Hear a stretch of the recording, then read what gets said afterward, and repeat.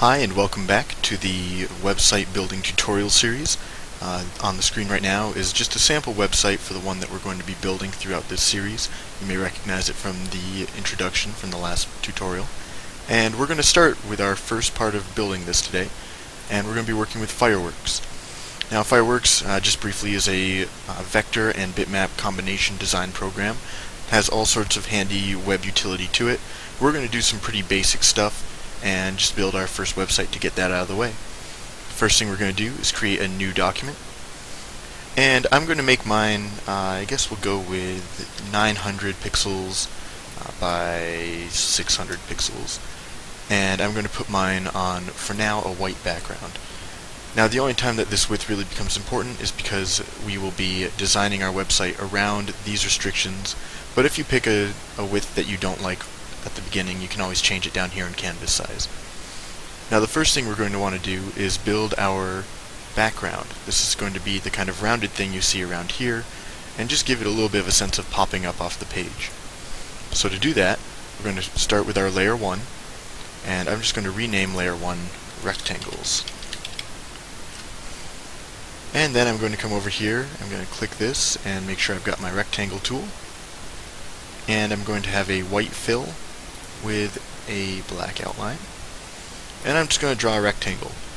Now the reason I drew this tiny little rectangle when we want something actually significantly larger is because down here in the Properties Inspector it's a lot easier than trying to manually drag out the width you want. So I'm going to come down here, and for this sample we're going to make our rectangle 800 by 500. Now when you're designing your website, you'll want to make sure that you design your width to be the width that you want for your viewers. If they are viewing this and they have a very large resolution, they're going to see this as pretty small, kind of a thin little column website. If they have a lower resolution, it will appear to take up more of the screen. So you're really going to want to think about your audience when you're making this. For us, this will do just fine. And now I'm going to round these corners. And I'm just going to come down here to roundness, and I'm going to change that to 20. Pretty round. Now obviously we want a website that's going to be longer than this. We want something that will grow as we add more text to it. And that will happen just by the way that we build it. So we don't really need to worry right now about the width of this. We just want to make sure we've got enough room to cut this into pieces later. Once you've got your rectangle done, make sure it's selected, and I'm just going to copy it. You can also do this by using the little shortcut Control-C, which is what we'll do for the others. And then I'm going to paste it, which is Control-V. And you'll see here we have 2 rectangles. I'm going to keep doing that, and I'm just going to have 5 rectangles for now.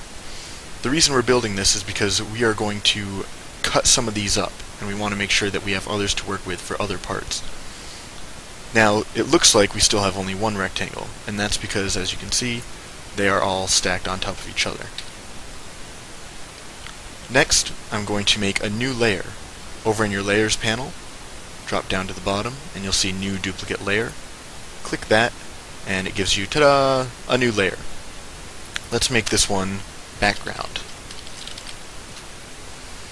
And I'm just going to click on one of the rectangles, and click and drag right up to background, and put it there. Now I'm going to make another layer. I'm going to name this one Footer. Same thing, grab one, drag it up there, and another new layer. And this one's going to be Header. And another rectangle up for that one. And then I'm going to make one more layer, and I'm going to call this one Outline. And we'll come back to Outline in a later tutorial. For now I'm just going to drag the rectangle up here, put it in there, and now I'm just going to click the eye next to that layer and just turn it off altogether. I want nothing to do with that right now. Now I'm going to come down here to the background and select that rectangle. We've got all these others up here, so actually let's check the eyes off of all of these layers. Get rid of footer, get rid of header, make sure outline's still gone, and we're going to keep background, and I'm going to get rid of our other rectangles layer for now. We can always put that back on later. So now you should have only 1 rectangle, and you can see if you move it around there are no other rectangles to take its place. So we're going to keep that in the position. It's very important you not start fiddling around with the positions of the rectangles. Make sure if you accidentally move them, you Control Z back to undo that. And what we're going to do with this is just give it a glow. Now you can see if we drop a shadow, that gives us a nice off-the-page effect, but only on one side. If that's what you're after, that's fine, but with something the size of a website, it's easy to kind of see only one side of it. If you're not really looking over here, you wouldn't notice. So if you look at this and it's not got a full glow around it, this is going to look flat, and then only this side will look like it's raised off the page. To prevent, we're going to get rid of this drop shadow, and we're going to replace it with a glow. And we probably don't want red, but if that's what does it for you, then go for it. Instead, I'm going to change mine to a dark gray. I'm going to leave the other things, but feel free to fiddle with these and make it work how you want it. Once you've got that, you should have something that looks like it's popping off the page a little bit, and this is going to be the groundwork on which we build all of the other parts for this in the future tutorials. I hope you found this one useful, and come back and check back for when the sequel gets put up. And oh, one thing, make sure you save. Always save. So we're going to go to the desktop, and I'm just going to call this trial website, and I'm just going to save it as a PNG. Now I know that's saved, so we are all set. Thanks a lot, and have a great day.